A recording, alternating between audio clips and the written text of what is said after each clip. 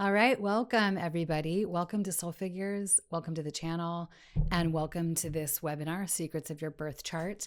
I am Shively, and we are going to go over just some basic keys that can help unlock astrology for you.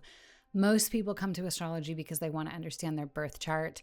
You might be more of a beginner to maybe intermediate level with astrology. You might have some familiarity with it, but feel overwhelmed by all of the terminology. And so this webinar is really just about giving you a few simple codes that can just help organize all of this. I'm going to talk to you about a few of the main things that you want to look at when you look at your birth chart. These are basic organizing principles that can help you sort the wheat from the chaff, so to speak, so you don't get lost in too many contradictory or confusing details and you just really can zone in on the main, most important pieces. We're not going to get super granular. We're talking about this more in terms of the whole larger themes that you want to be looking for. And this might seem like the more far out way of doing this, but it will actually simplify things for you significantly. Rather than trying to memorize a bunch of individual qualities or aspects, you are just going to get the basic concept of how you want to be thinking about your chart. First off, a friendly note on astrology apps. Astrology apps are great. I am not giving them any shade. Believe me, I have actually made one myself, and they're fantastic. However, the limits of Astrology API mean that they only give us a two-dimensional lens on the chart. What do I mean by that? So first off, what I mean is that in astrology, no aspect, not even your sun and the sign that it's in, nothing in your chart is meant to be taken out of context of the larger whole of the chart, okay?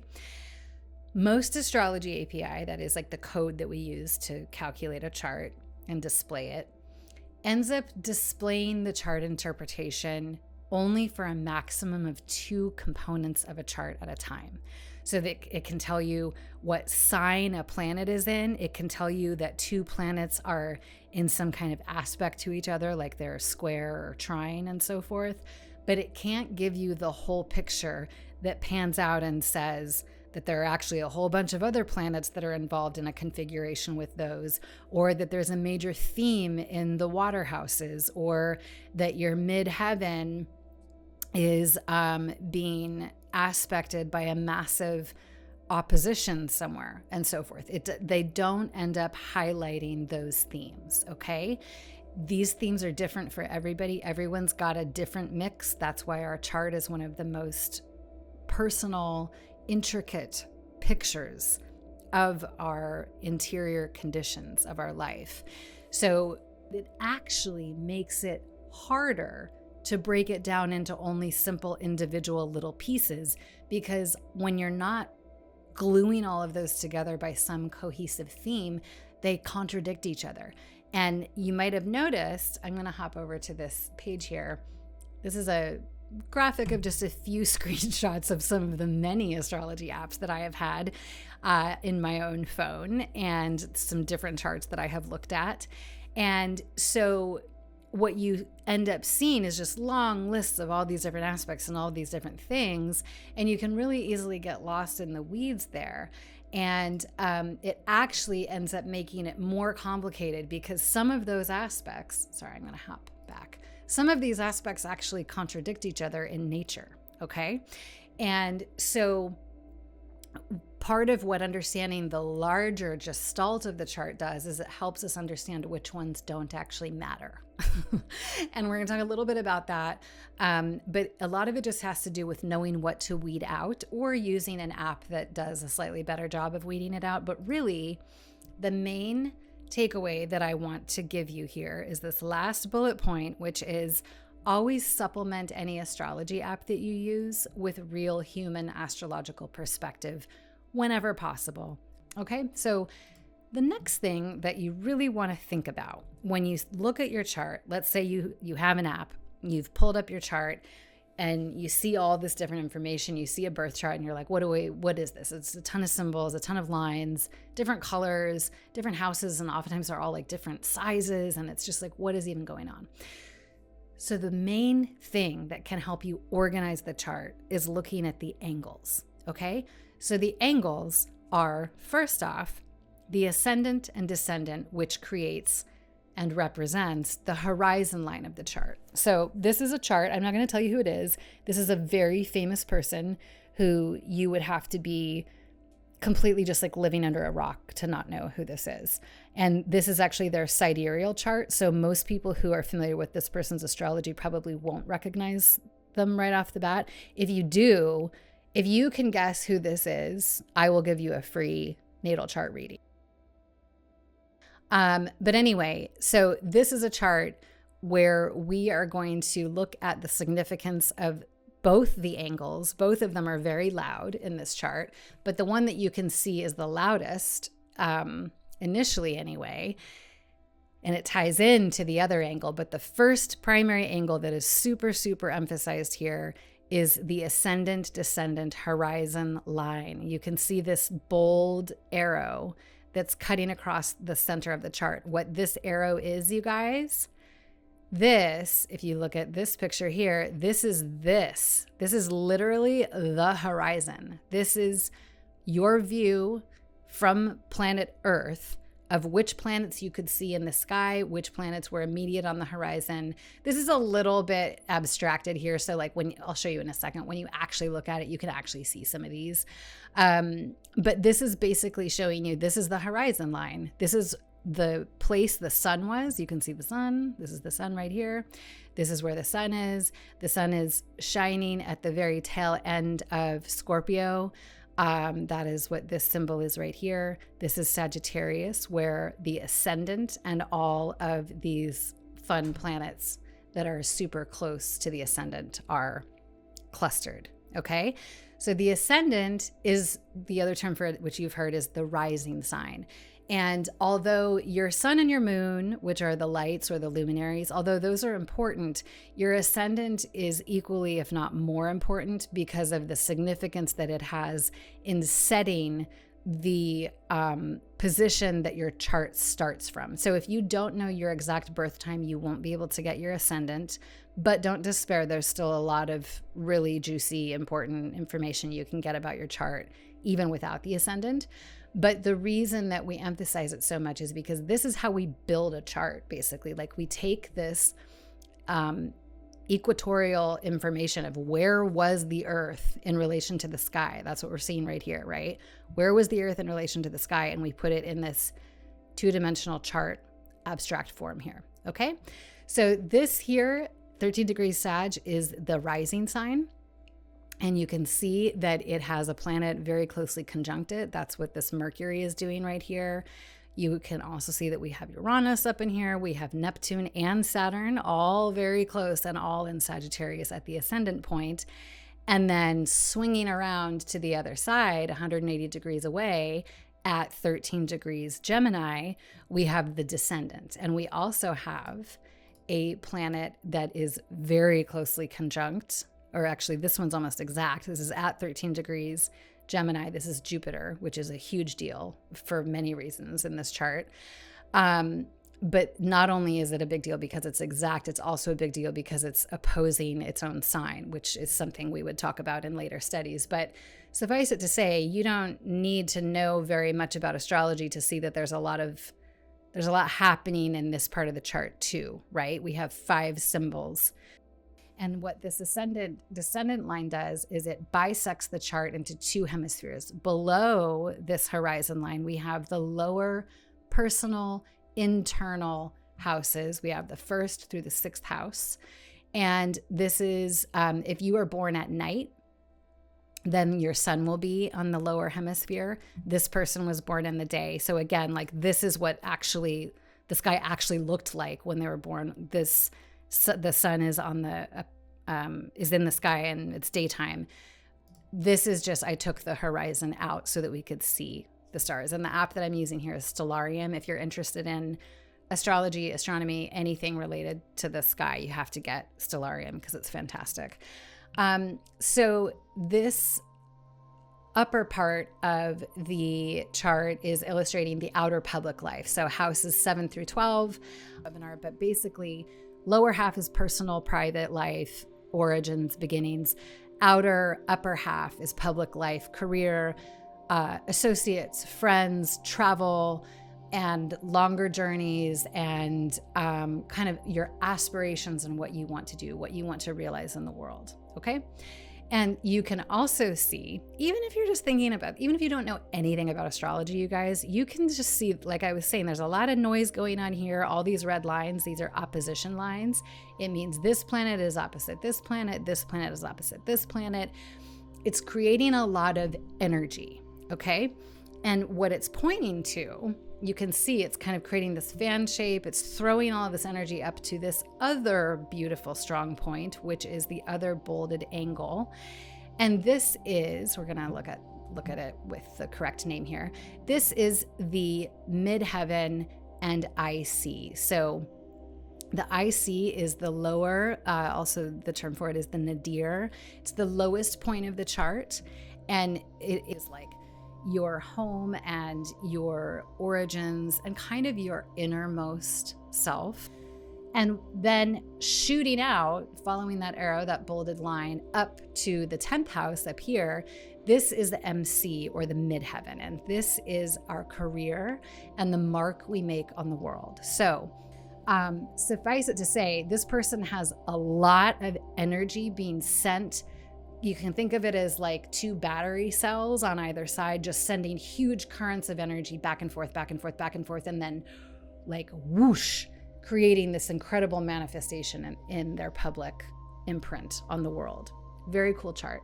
So that, in short, again, I'm not asking you to understand all of the gritty, nitty-gritty details here and memorize a bunch of terms. Just remember the horizon line, which is the ascendant to descendant polarity that bisects the chart into two halves, two hemispheres.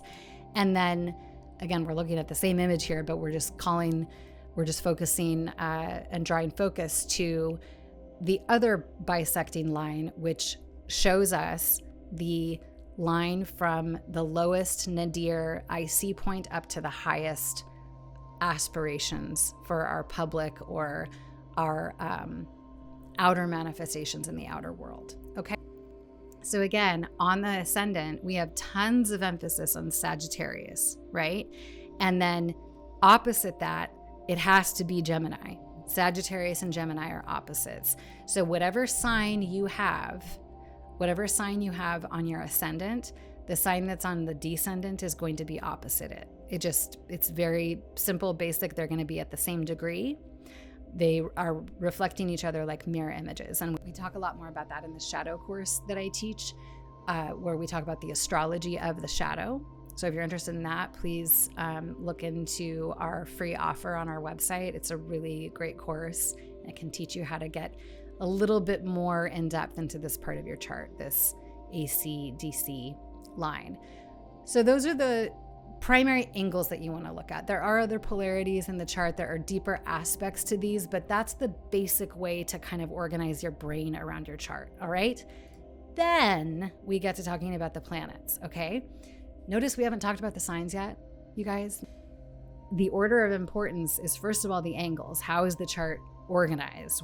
What's our rising sign point? How are we putting all this together, which is what we just looked at. The second thing is the planets and the dynamic conversation that they are in.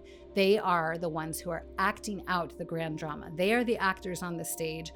The signs are the set design, maybe the background actors, who kind of like, maybe they're a day player role, like they get one pivotal line that kind of like, casts the action in a new light or something, but they are not the main focus. You guys, we really have to all get on the same page about that. The planets are bigger, right? The planets are the meat of the solar system. They are huge. They have strong gravity. They have very intricate mathematical relationships to one another based on their orbits and their sizes. And they move a ton. And that's what all the horoscopes are about, right? It's the planets constantly on the move, constantly forming new aspects to each other. That's what your astrology horoscope is about, is the planets moving. And so I'm just really quickly going to go over these characters of the Planetary Party. You've most likely heard of all of these, but if you haven't, just know that all of them are in everyone's chart. Not all of them are going to be highlighted and significant, okay? And that is influenced by the signs. It's also influenced by how they interact with each other. So again, all of the planets are going to be in every chart. Not all of them are going to be as significant, but you still want to know what they are. You want to be able to identify them, okay? So the lights or the luminaries are obviously your sun and moon, and they determine the way the light is cast in your chart. Thus, they are significant, but they are not your identity and they're not the whole story, okay? Your ascendant, which we just talked about at length, although it's usually spoken about as being in a sign, like people say, I have Gemini rising or I am a Libra rising, for example.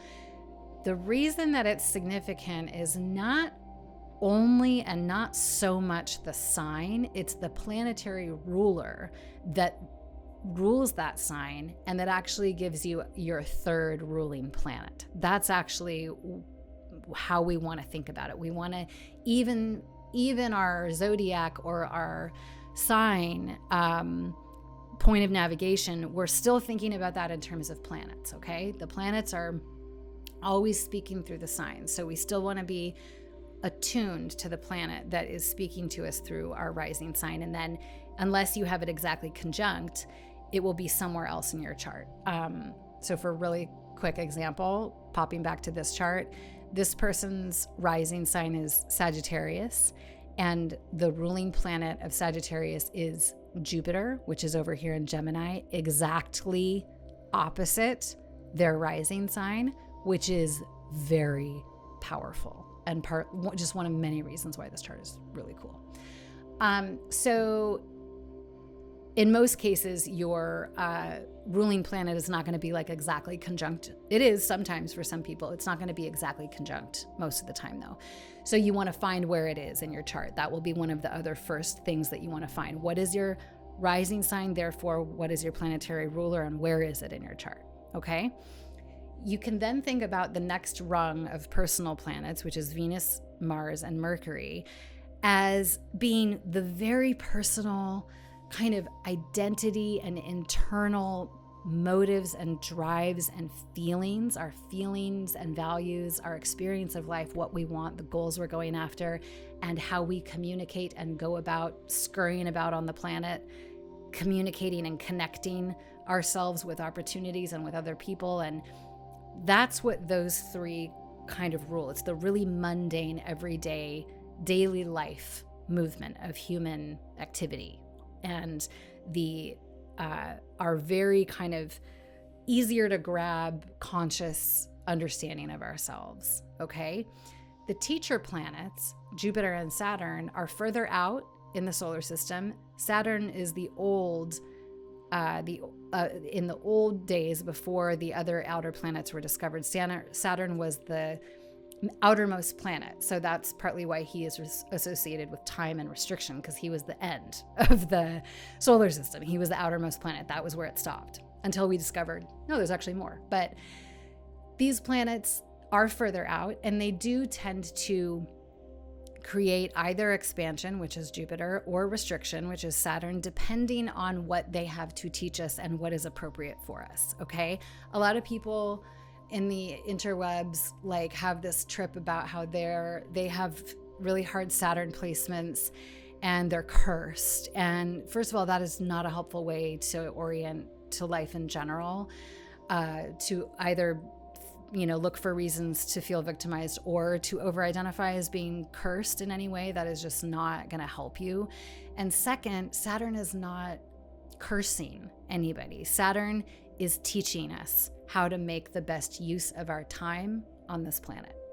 And another positive function of Saturn actually is that as that outer limit of the personal planets, he has this kind of filtering role where the outer planets, Neptune, Pluto, and there's an asterisk on Pluto because yes, we know Pluto has changed classification, but we're still counting Pluto in our traditional solar system. Neptune, Pluto, and Uranus are far out, right? Neptune is like transcendent, like no boundaries, man. Like everything's beautiful. Everyone feels everyone's feelings. Everyone's connected. That's a lot for the average human person, right? Pluto, same. Pluto is death. Pluto is like the kind of like karmic and, just like continual churning of the life force through matter. It is very much the death, birth, rebirth, this continual cycle of birth, death, rebirth, and the sort of broader lens on that. Again, it's a lot for the average human person. Uranus is like the big vision, right? The radical changes that can be really disruptive and like, oh my God, suddenly there's this sort of remote, abstract idea that's taking over society, right? We often feel that way about technology, right? It's a lot. Saturn has this way of ground. Saturn is not here to punish us. He's definitely here to assist with either grounding, creating structure, creating boundaries, giving limits. He's definitely playing a useful role. And it's just a matter of getting to understand that in your own chart. And he's in everybody's chart in one way or another. A few more things that I want to tie all of this together. So when you are looking at your foreboding list of tons of different aspects in your chart, right? And you're like, which things matter? What matters? Okay. Some charts, it's really clear. There's something really loud happening here. There's some loud squares, right? So that's just an example of one part of this chart where we have some loud planetary business happening. There are other things in this chart as well, but again, it's just one example. The MCIC aspects, so that is where we're thinking in terms of that line that goes from our IC, the heart of the matter, right? The heart of the chart, up to the manifestation of the person's energies in the outer world. That's a major polarity. Any aspects, any planetary aspects that you have, or like this, where you have a ton of stuff pushing on it, you can kind of see like pushing on it and supporting it and feeding it energy. That's important, right? So sometimes you don't need to even think of every single item on this list, because just by focusing on the planets, you're already zoning in so much on one of the main chart themes. Vice versa, just by focusing on your horizon, you're already looking at such a loud part of the chart, okay? So to review, the most important things in your chart, again, the planets and their relationships, not just your sun sign and not just your moon sign. Don't forget your planetary ruler, the planet that rules your rising sign. Think of that as your third significant planet of the big three rather than the rising sign. It just throws the focus a little bit in the wrong direction to think of it in terms of the sign. You really want to be thinking of it in terms of the planet and where that planet is in your chart. That will pull focus, okay? You want to be thinking about that ascendant-descendant horizon line. You want to find it. You want to see if there are any planets aspecting it. You want to find your MCIC axis and see if there are any planets aspecting it, if there are any larger, what we call special constructs in the type of astrology that I do. So that's yods, T-squares, grand trines, grand crosses, any of those bigger configurations. The other thing that I want to say, you guys, is none of this is fated or decreed. It's not a sentence handed down from the heavens onto you. Your chart is a collection of archetypes, okay? And this is what we get into in my course, and I'll have some other videos that go into pieces of this. The archetypes of your chart, so that's the planetary archetypes and the sign archetypes, can actually be interacted with directly, and you can use your chart to become a more empowered creator and more actively involved in the conditions of your life. You don't need to look at your chart as static or your destiny, quote unquote. A lot of people use it that way. And that is a way of looking at the chart that can really create a lot of confusion and sense of powerlessness. And we really want to turn that around. We really want to look at this as we decided to be born, right? We came in, we made an agreement with all of these planets and signs. We were like, I'm going in right at that moment. That looks exciting. That looks cool. That looks like stuff I want to experience. And now we're in the middle of it and we're looking to astrology because we're like, well, shit, I'm kind of lost, right? I kind of don't get it. I don't get what I'm supposed to be doing here, right?